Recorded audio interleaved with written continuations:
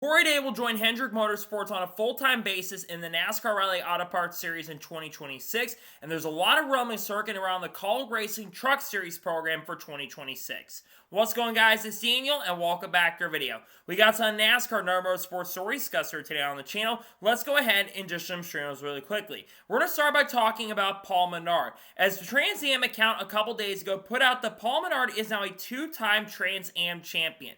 Paul Menard, who is a former NASCAR driver, hasn't made starts in the last couple years. Of course, had quite a bit of success in NASCAR, picked up a couple wins in the O'Reilly Auto Parts Series, picking up 3 victories there, and of course picked up the win in the Brickyard 400 in 2011. Despite this, Paul Menard, in my opinion, was a solid driver in NASCAR, and now has been able to do that and win races in Trans Am. I look every couple weeks, and it seems like Paul Menard's going out there and winning a Trans Am race every single week or so. So congratulations to Paul Menard. Happy to see him having success outside of NASCAR, having some good pace and doing really good things. Once again, congratulations to Paul Menard on winning the 2025 Trans Am champion and becoming a two-time champion.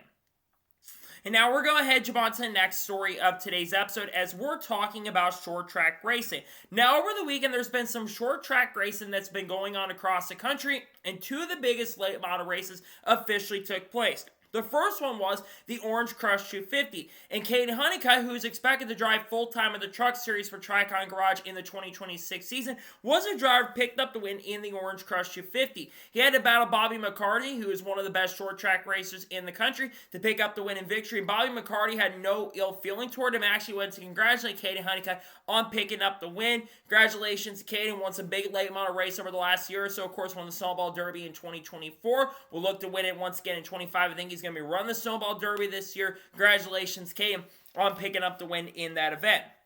And then the All-American 400 happened earlier today, and Dawson's son, who is a pretty solid late model driver, picked up the win in the All-American 400. Dawson has come close a couple times to winning the All-American 400 in the past. While maybe not being the fastest driver in the Craftsman Truck Series this year, I think Dawson does have a lot of promise and a ton of potential, in my opinion, and I think this young man has a bright future in NASCAR and motorsports across the board. Congratulations to both these young men who will be in the Truck Series once again in 26. Congratulations to Kasey Kahne and Dawson's son and going out there winning their respective races. Congrats to him on both picking up wins and victories.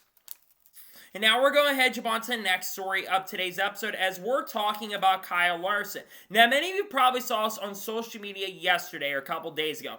But on Thursday night, Kyle Larson, while doing his media days and basically doing media stuff after winning the Cup Series Championship, was on The Tonight Show with Jimmy Fallon, as of course he did win the 2025 NASCAR Cup Series Championship. The driver ends up winning the championship, gets to do a lot of things in New York. He got the opportunity to go on a podcast with the Barstool guys, I believe, was on a podcast with Corey LaJoie not too long ago, and was also on other podcasts and other big TV shows over the last week or so. Kyle Larson, of course, becoming a 2-time champion in the sport. I think it's a really big deal for people like Kyle Larson, because while Kyle Larson may not be the biggest name in motorsports or in the sport right now, he's someone that does have a lot of promise and can really grow the sport, in my opinion. So for him to go out there and do this, I think this is a really awesome and great accomplishment for Larson, and I think it's good to see Larson going out there. We need these drivers in our sport to become superstars and celebrities in some way, shape, or form to try to grow the sport in a way, just like we need people like Connor Zilish and SVG and Bubba Wallace and Chase Elliott do the same thing when they have opportunities. But for Larson, it's big and good to see he got the opportunity to premiere on The Tonight Show. And now we're going to jump on to the next story of today's episode as we're talking about the Sao Paulo Grand Prix. Now, earlier today, the Sao Paulo Grand Prix took place. And this race had some interesting stuff that happened throughout the day. Lando Norris won the pole and would dominate pretty much the whole entire race. Now, you would have some competition early from Oscar Piastri and Kimi Antonelli. Unfortunately, though, Oscar Piastri got hit with a 10-second penalty, and Kimi Antonelli fell back early in the race. But the driver, probably the driver today, was Max Verstappen.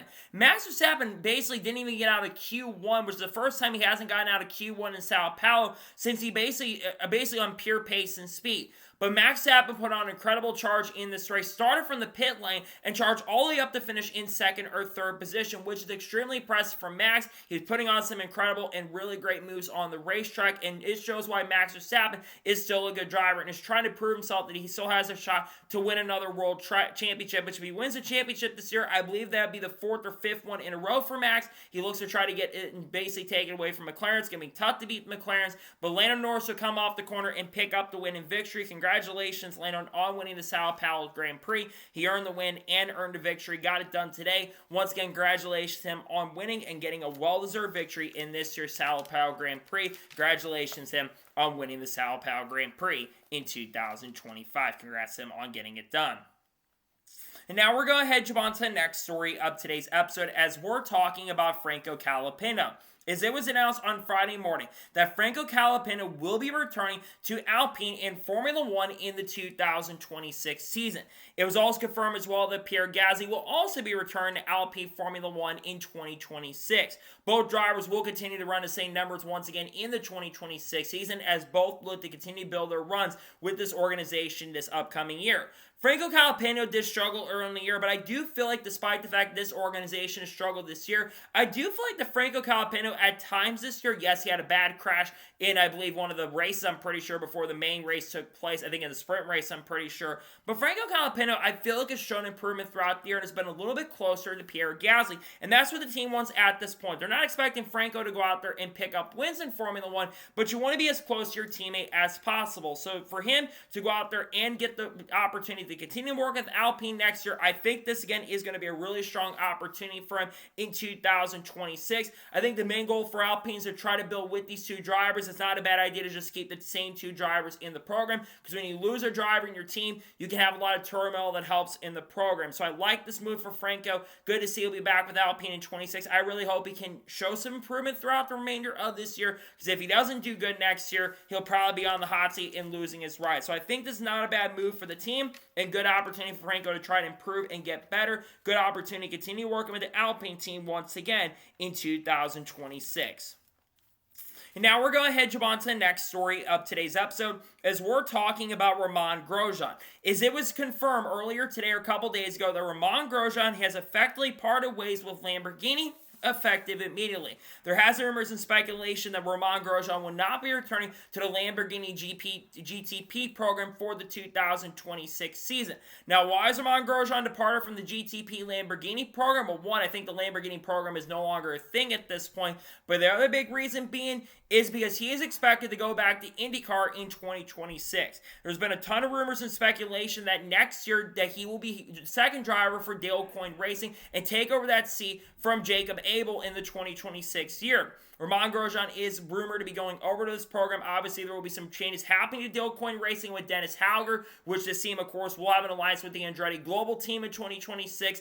They'll be looking to bring someone in who is a veteran. And, of course, Romain Grosjean is another former driver of the Andretti Global team. Romain has been wanting to get back on the grid for quite some time, and they were supposed to actually confirm their full lineup for 2026 by Halloween. They at least confirmed one driver this year, but we do expect Romain will be headed back over there next year. I think Romain is a talented driver. Yes, he was definitely unfortunately hit or miss in IndyCar this past year, but I do think Romain does have promise and potential to maybe contend a little bit. I think he showed some good stuff with Dale Coyne Racing when he drove for that program, so I think this is not a bad move if he does come back to the IndyCar next year, but it sounds more likely we're going to see him back with Dale Coyne Racing back in IndyCar. I think he'll be solid enough to maybe be a factor. We'll see what happens, but again, it's expected that Romain Grosjean will be headed to Dale Coyne Racing in IndyCar in 2026.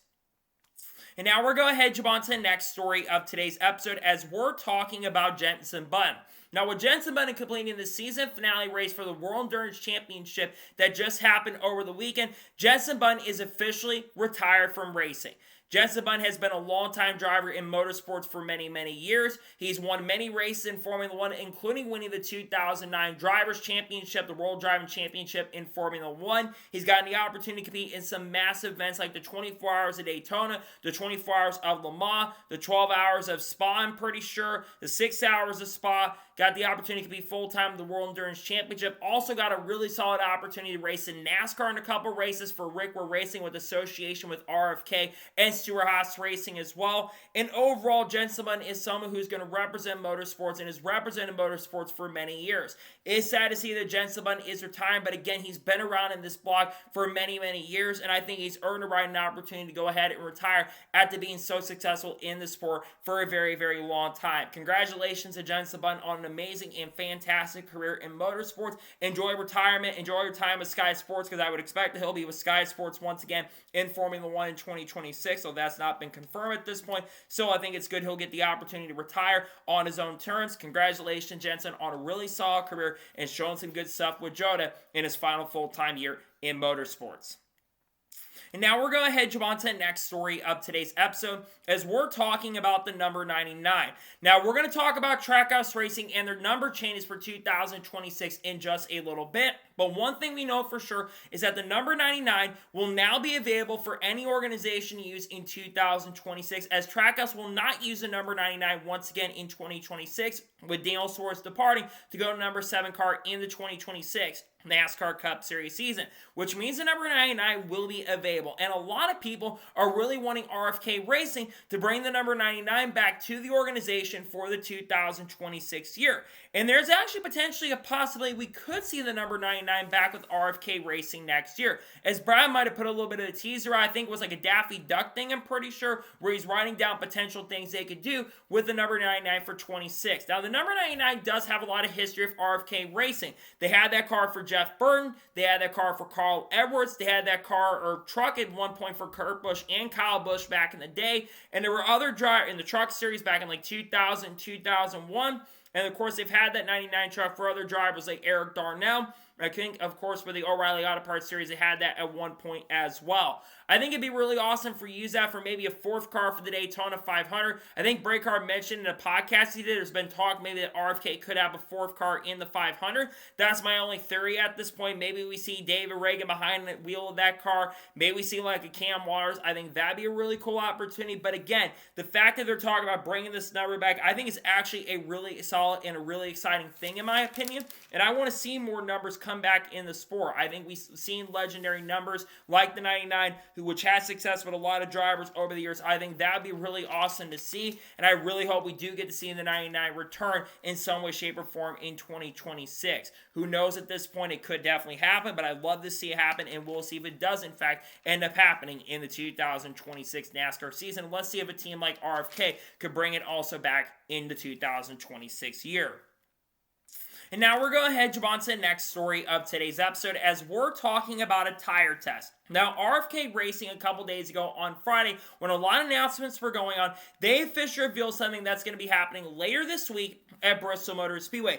They're bringing back their RFK test car because there is a tire test that's actually going to be scheduled this week at Bristol Motor Speedway on this Tuesday and on this Wednesday. The test is going to be a tire test, and the big reason for that is because they're going to be testing the higher horsepower for the Cup Series in 2026. Well, all the teams have not been officially confirmed who will be out there. I would expect many of the organizations to be at this tire test. I don't think it's just going to be a single team like RFK, for example. I would expect other teams like Hendrick potentially to be out there, Joe Gibbs Racing to be out there, because they're going to be testing the tires with the higher horsepower. Especially at the cooler temperatures, we have seen this tire at Bristol Motor Speedway in 2 of the last 3 or 4 races at the track have tire issues and tire problems, and a lot of tire wear on top of that as well. With the higher horsepower, that is going to lead to more potential possibilities that we could see more tire wear in 2026 in a lot of different races, because sometimes when you have more horsepower, you can have a lot more off-throttle time, and that can hurt the tires in a pretty big way. So I think that having this tire test, I think, is really important. Again, it sounds like this tire test is coming up really soon.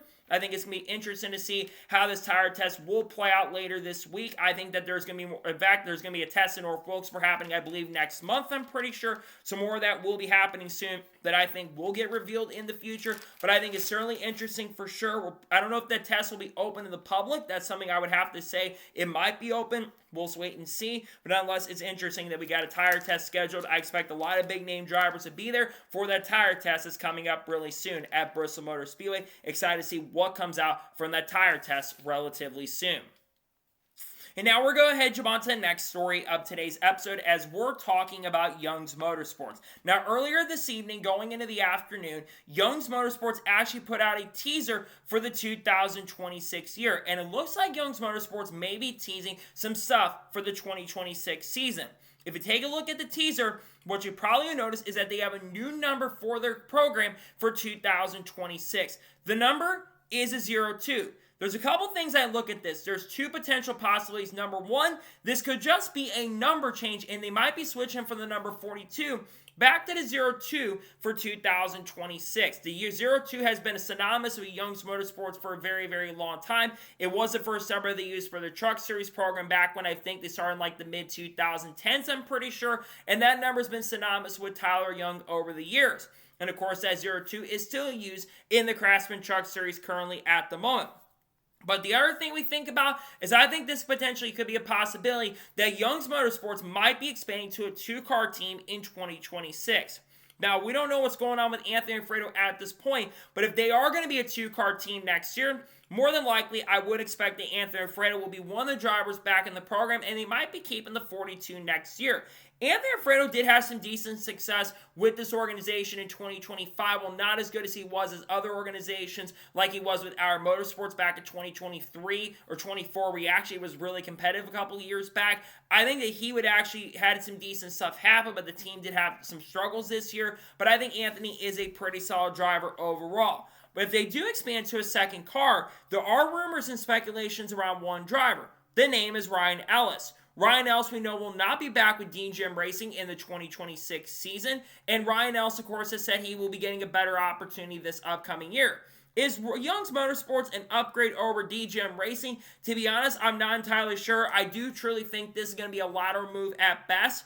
I think this also will likely be a downgrade from Alpha Prime Racing, considering Alpha Prime Racing will be switching manufacturers more than likely in the 2026 year. But if Ryan Ellis is going over here in 2026, I am certainly going to be interested to see if this team can perform fast and really, really competitive, because I do think that Ryan is a talented driver. He got his first top 10 in the NASCAR O'Reilly Auto Parts Series this past year, and I think he has potential to maybe do some good stuff. The team did get some good runs at times with people like Lee Honeyman over the years. I'm interested to see if he'll end up over here. It sounds like he might be headed to Young's, and it sounds like we may be seeing a two-car team for the Young's Motorsports team and organization in 2026. It will be interesting to see what happens. And now we're going to head on to the next story of today's episode, as we're talking about Corey Heim and Ty Gibbs. Now, there has been a lot of rumors and a lot of talk over the last couple of years about some beef between Corey Heim and Ty Gibbs. The rumors circulated around 2021 and 2022, when a lot of people think that Corey Heim should right now be in a Joe Gibbs racing car and out of the NASCAR O'Reilly Auto Parts Series. Or even at this point, how talented he is, he should probably be full-time in the NASCAR Cup Series in a Joe Gibbs racing car at this point. But one of the rumors that's been going around in the last 2 years is a big reason why is because of how Ty Gibbs and Corey Heim raced in the ARCA Menard Series back in 2020 and 2021.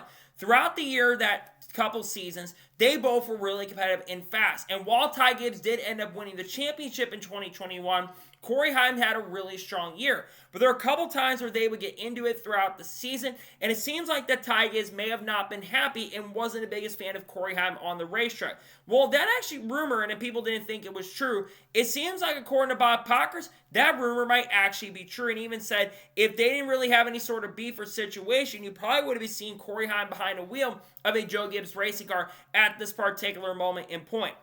The fact that Bob Pockers kind of indicates that it might be true, I think it is certainly not only interesting, but incredibly frustrating as well. Look, I think we all can agree that Corey Heim is a very talented race car driver. And when I put my tweet out, people thought I was talking about a Cup ride. I was mainly talking about an O'Reilly Auto Parts car. Because when you look at the lineup for their O'Reilly Auto Parts program for next year, more than likely, this is no disrespect, but Corey Heim is a better driver than Taylor Gray. Well, Taylor Gray did get his first win. I think Taylor's a talented driver. He's better than Brandon Jones, though Brandon did get a win or two this past year.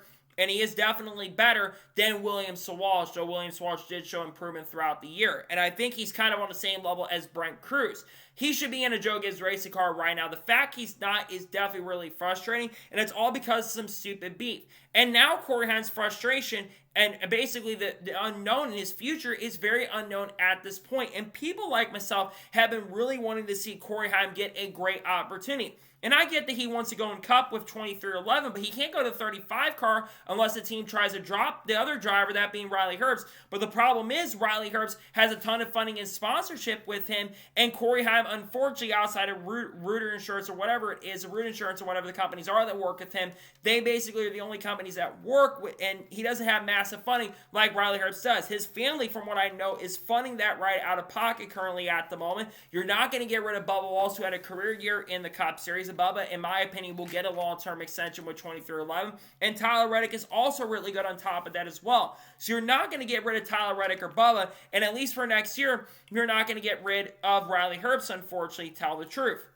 What frustrates me, though, is the fact that we don't even know what the plans are for Heim, and to be honest, it's ludicrous right now that all because some stupid beef from a few years ago, it's really frustrating that a guy like Ty Gibbs, who, no disrespect, is still looking for his first cup win going into year number 4. I guarantee you if Corey Heim was in a Joe Gibbs racing car right now, he probably would have multiple wins at this point instead of Ty Gibbs.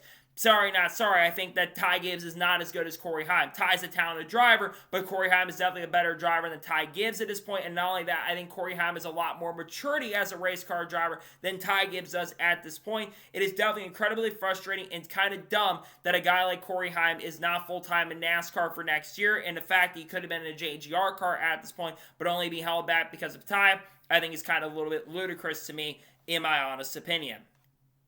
And now we're going to head on to the next story of today's episode, as we're talking about Rick Hendrick and Roger Penske. Now, Rick Hendrick and Roger Penske filed a motion this past weekend on Friday, and they are fighting in depositions that 2311 Racing and Former Motorsports have called from Judge Kenneth Bell, and Judge Kenneth Bell has granted. Basically, 2311 Front Row had filed a deposition, and one of them had their deposition motions basically take place where they would go in front of, I think, some lawyers, I'm pretty sure, and get asked a bunch of different questions. Rick Hendrick and Roger Penske are fighting these depositions for a couple reasons. Number one, they want to be asked only certain questions if they do get forced to go to a deposition. But number two, the other thing they don't want to be, and I think it's very clear one of the reasons they're fighting is because they got mentioned on the witness list, and I believe the judge said they got put in there way too late, and that's why they're being questioned at this point. If they'd been on the witness list a little later or a little earlier before the deadline had come through, very likely they would not have been questioned. But one of the reasons they're being questioned is because they got added late to the witness list. But one reason that Rick Hendrick and Roger Penske are fighting this deposition or wanting limited questions asked is because it's very clear, and I think a lot of team owners said this publicly who've been seeing the lawsuit, they don't want to get involved in the lawsuit really in any way, shape, or form. They want to keep their hands out of it. They've said that right from the get-go, that they don't really want to be involved with this lawsuit at this point, and they've even asked 2011 Front Row to settle the lawsuit against NASCAR at this point.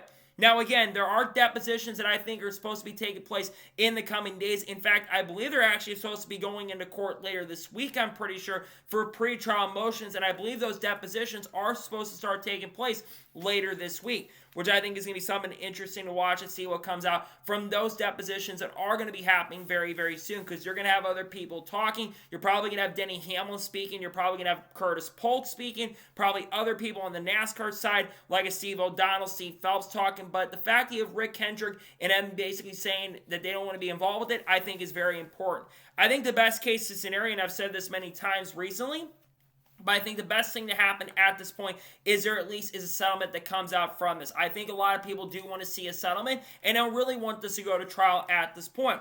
However, the fact there hasn't been a settlement happening, and every day we get farther down, I think that more likely we're going to have some sort of trial, and I think that that is going to be the worst outcome, because I think there's some people that truly think, oh, they're not going to go to trial. Well, they're going to go to trial, it seems like at this point. I think for both sides, it's not the best thing. Judge Kenneth Bell has stated that publicly, but there are people that do want to go to trial. NASCAR is 100% trying to settle this case. They want to not go to trial at this point, and I don't blame also Hendrick and Penske for not really wanting to get involved with the lawsuit. They want to keep their hands clean and fresh from it. And the fact you have other people trying to get involved is definitely interesting for sure. We'll see how this plays out as time progresses and goes on. But as more information comes out from the suit, we'll talk about it and probably have more breaking news videos on that as the weeks progress and went on, because we're probably going to get more information this week up until the trial, unless, of course, we do, in fact, end up reaching a settlement very, very soon. And now we're going to ahead and jump on to the next story of today's episode as we're talking about Parker Retzlaff.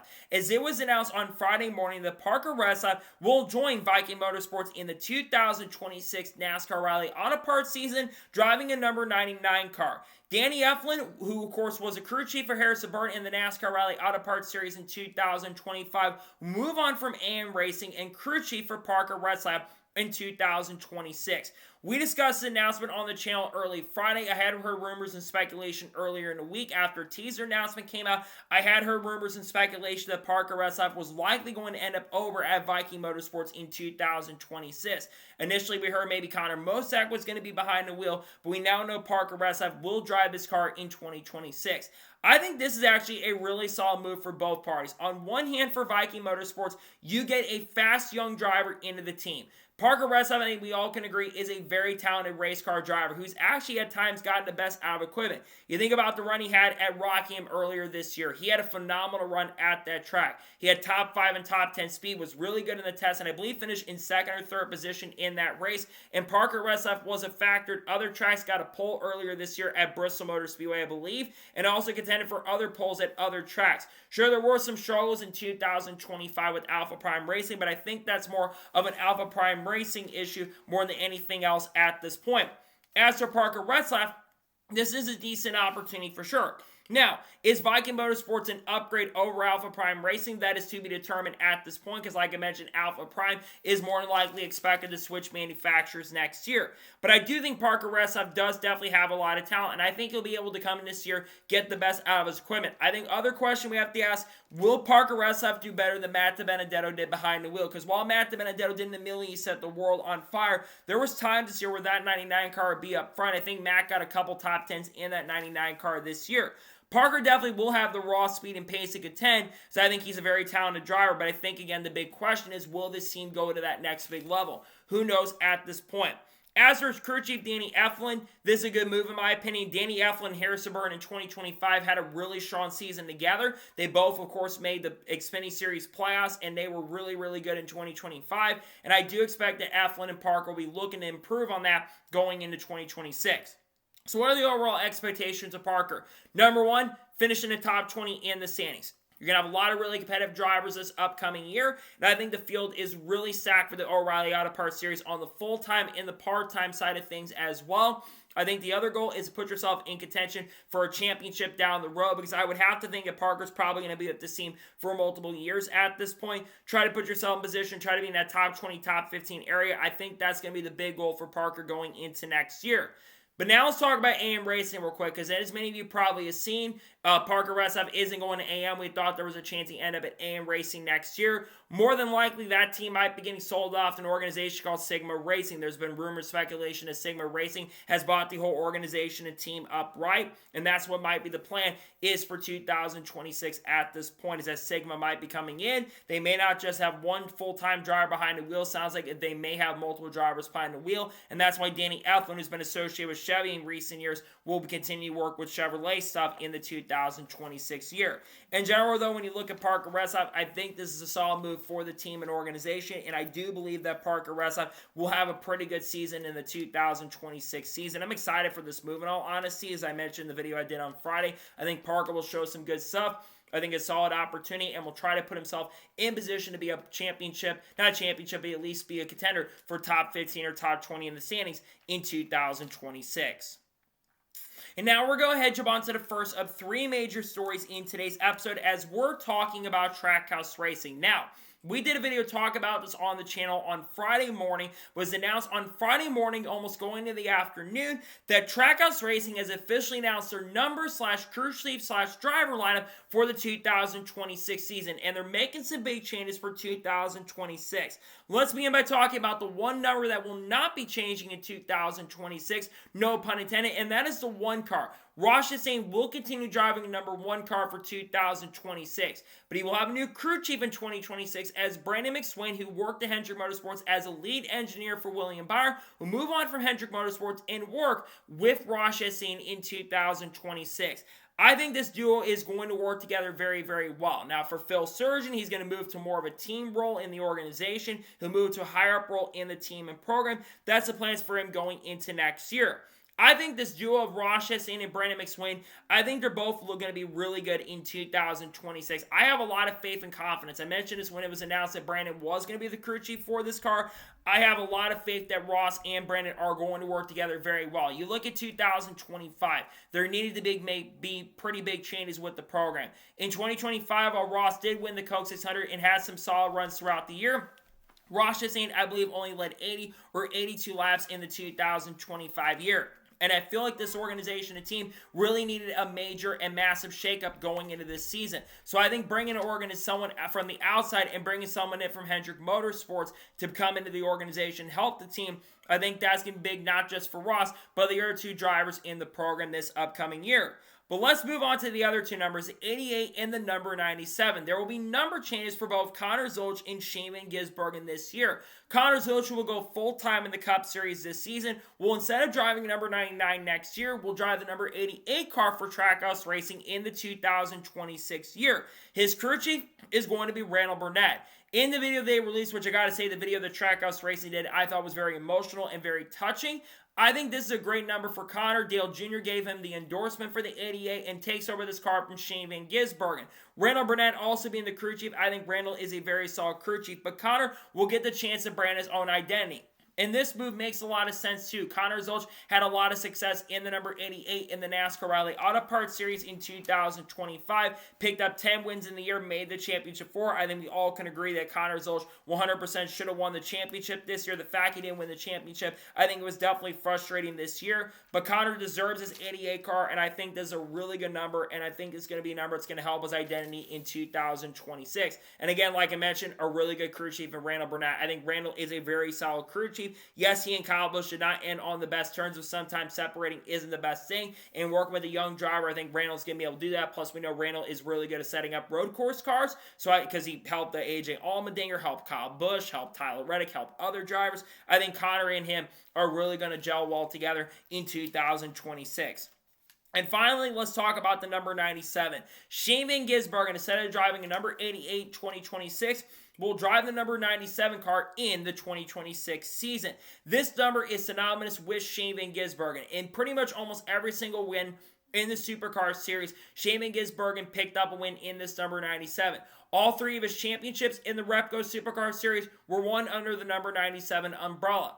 And then he brought that car to the NASCAR O'Reilly Auto Parts Series in 2024, where he picked up 3 wins on road courses. I think there are some questions people are going to be asking about why did he not just use the number 97 in the first place. I think that Junior Motorsports and Trackhouse have some sort of partnership on that front, and I think they wanted to pretty much secure that number 88 car so Connor could have that number in the 2026 year, which is one of my theories why Junior Motorsports and Trackhouse down the road will have some sort of partnership in the not-so-distant future, unless Honda does come in.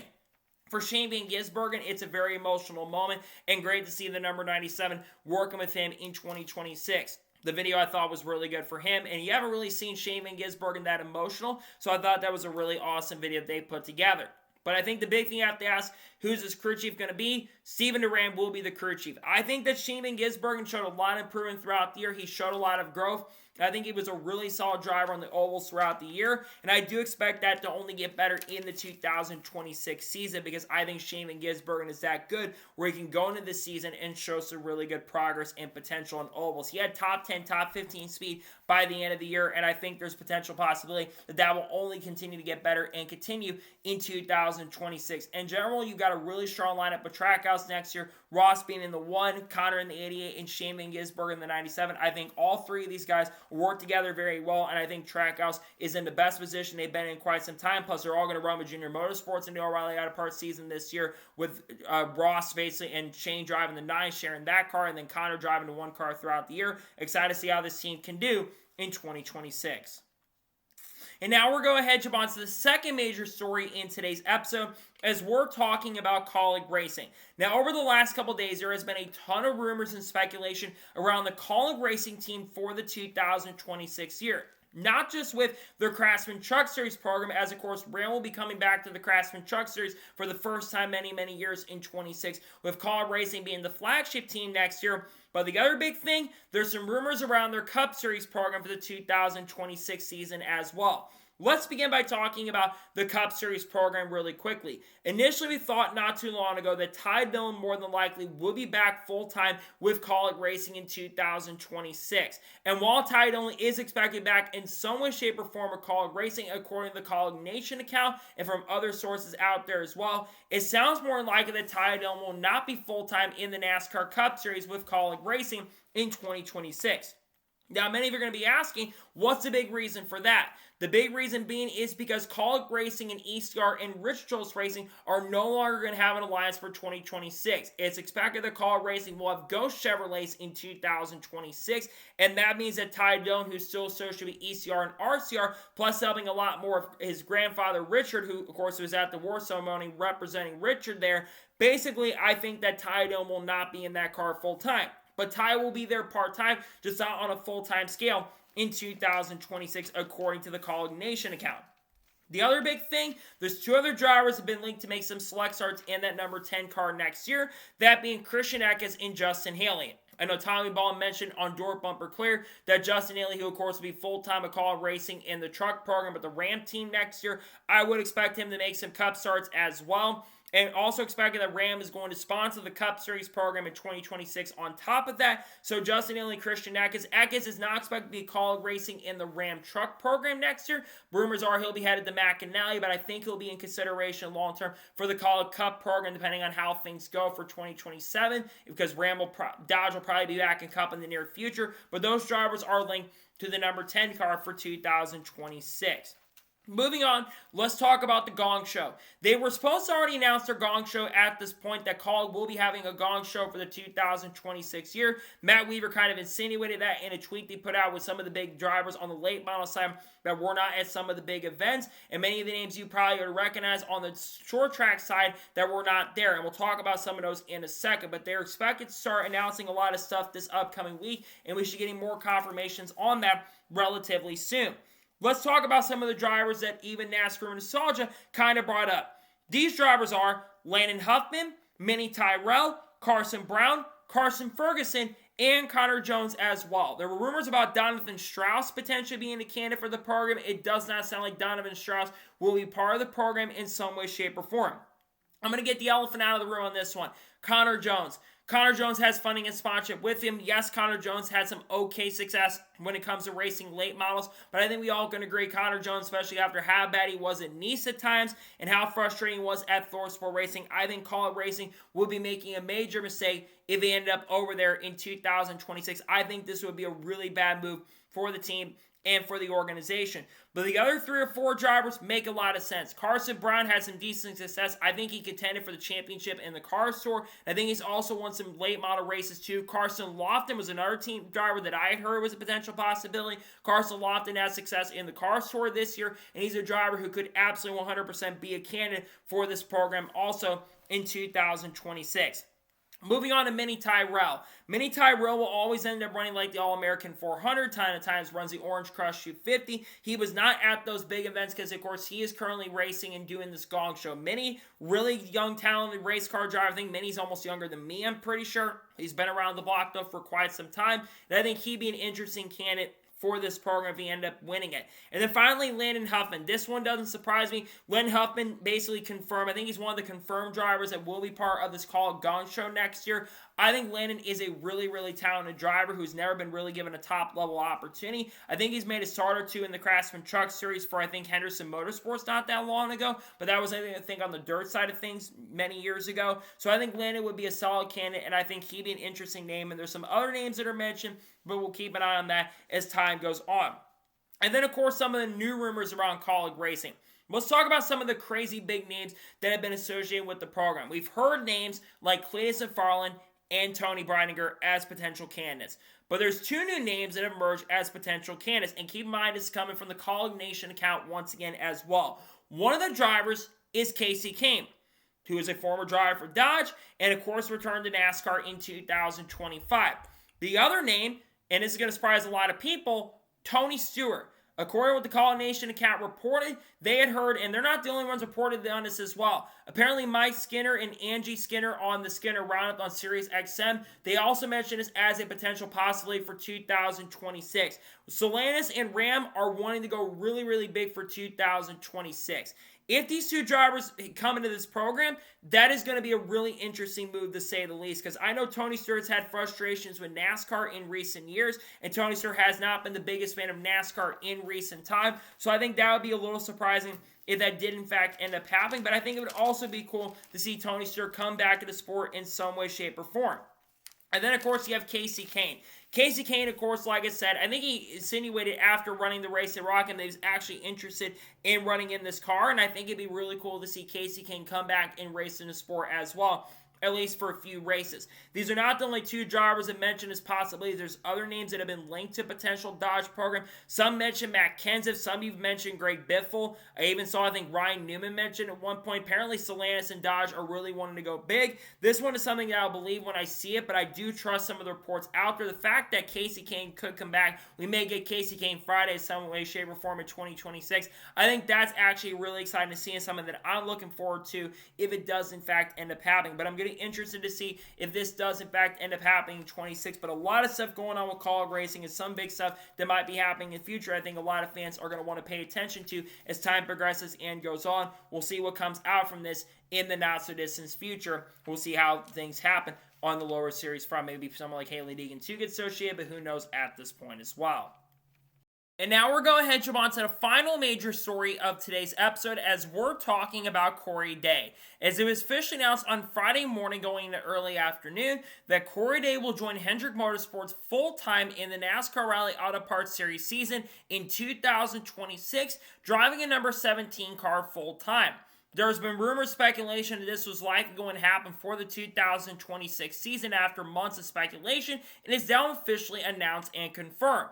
It was also confirmed as well that Adam Wall, who's been the crew chief of the number 17 car for the last year or so, will be the crew chief for the number 17 car full-time in the 2026 season. Like I said a second ago, there has been a lot of rumors and speculation that we were going to see this 17 car go full-time in 2026. Considering the fact that Corey Day ran a ton of races in the NASCAR Rally Auto Parts this year, I think he ran around 12 or 13 races this season in 2025. And now we'll get the chance and opportunity to run full-time in the 2026 year.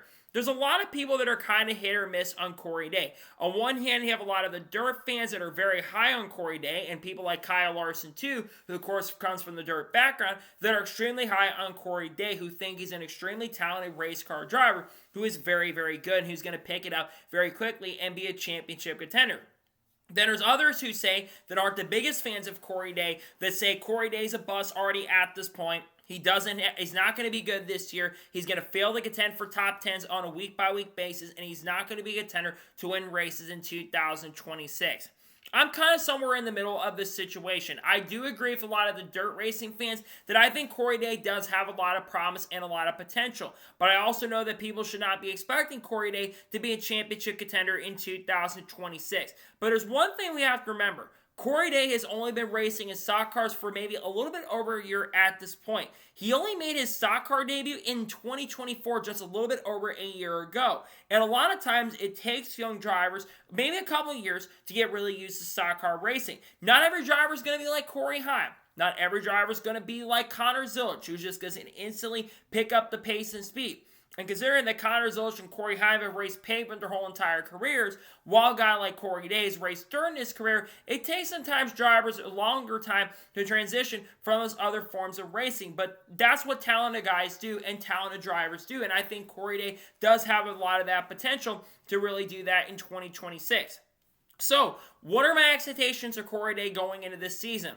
I think Corey Day is going to improve as the year goes on. I think Corey Day will likely finish in the top 10 in the full season standings in 2026. And I actually think by the end of the year, not the beginning of the year, but by the end of 2026, I think Corey Day will be able to pick up his first O'Reilly Auto Parts win.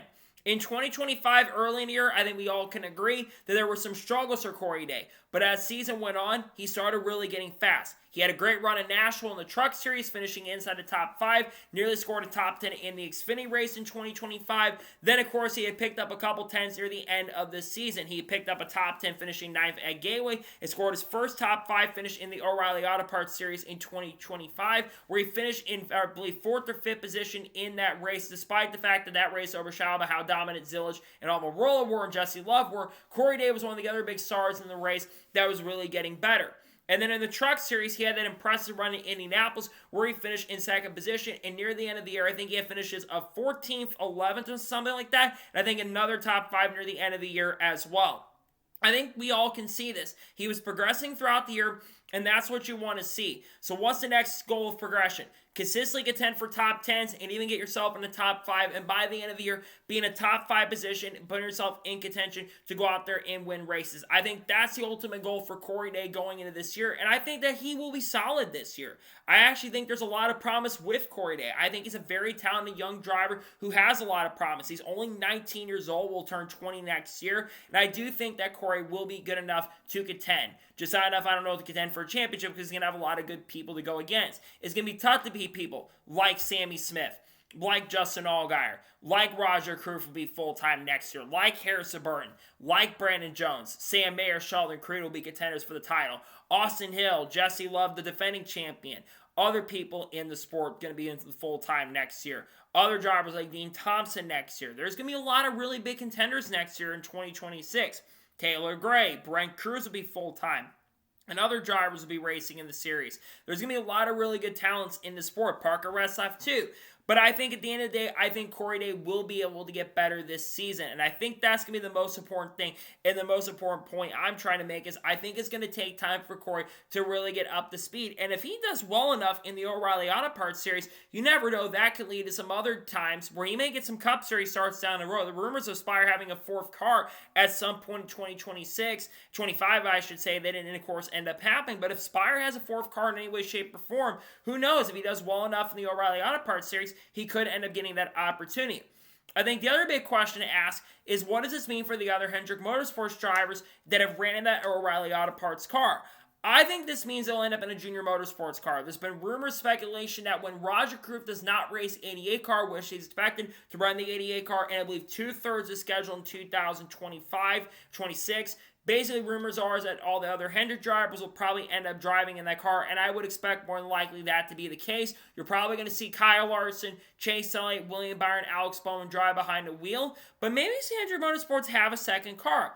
The course, the 5 car, which was used by Alpine Racing, will be available, I believe, open for 2026. Or one number that I've seen people mention is the number 57. The number 57 has been known to have a ton of success, and I think the 57 will be definitely an interesting number to be used. But there's probably going to be other guys on the Cup side coming down and running part-time. Potentially Kyle Busch. We're probably going to see we know Ross and St. Shane and Gisbergen for sure, so it's probably going to hurt up curious people like Corey Day. And if Eric Almirola does decide to come back next year, I would expect Eric Almirola also to probably be a factor and contender in some way, shape, or form next year. If he does return, though, it doesn't sound like it's known right now if he will return next year if Brent Cruz is back to go full-time, unless, of course, Joe Gibbs Racing does run a 5th part-time car. So we'll see what happens, but I like this move for Corey Day, and I think we'll have a solid opportunity to be competitive. Looking forward to see what Corey Day can do in the 2026 NASCAR O'Reilly Auto Parts Series season with the Hendrick Motorsports team and organization. So that's going to today's long NASCAR news and motorsports news video. I want to thank you guys for watching. Please subscribe to the channel. Notifications on so that when a video does go live on my channel.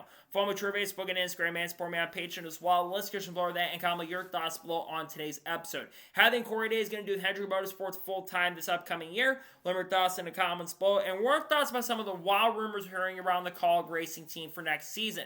Let me know your thoughts in the comments below. If any other major news breaks later today, we'll discuss it live on the channel. Tomorrow we're going to be doing the first team preview video. It looks like Trackhouse Racing will be the first preview for 2026. If we don't have a ton of news early in the week, we'll have the Hendrick Motorsports team preview dropping. And over the weekend, of course, we'll have the winter predictions for 2026 on the Cup side of things and some other big videos coming on top of that as well. We got content coming up, people like Haley Leading, Shane Gisbergen, Carl Edwards, Kurt Busch, Kyle Busch, Bolas, Ross Chastain, Sheldon Creed, Sam Merritt, Frankie Muniz, Kyle Larson, Chase Light, Ryan Priest, Brad Keselowski, Brakeowski. Other things like Will Brown, Brian Finney, Cam Waters, Clay's Farm, Dodge Ram, among other things like Ryan Prix, Brad Keselowski too, and RFK Racing. So anyways, like I said, I want to thank you guys for watching today's episode. I'll see you guys next time for more great, awesome NASCAR content, other motorsports content on the channel like this. Same thing, Brendan Butterby Quinn. We'll see that on the channel soon. Take care, buddy.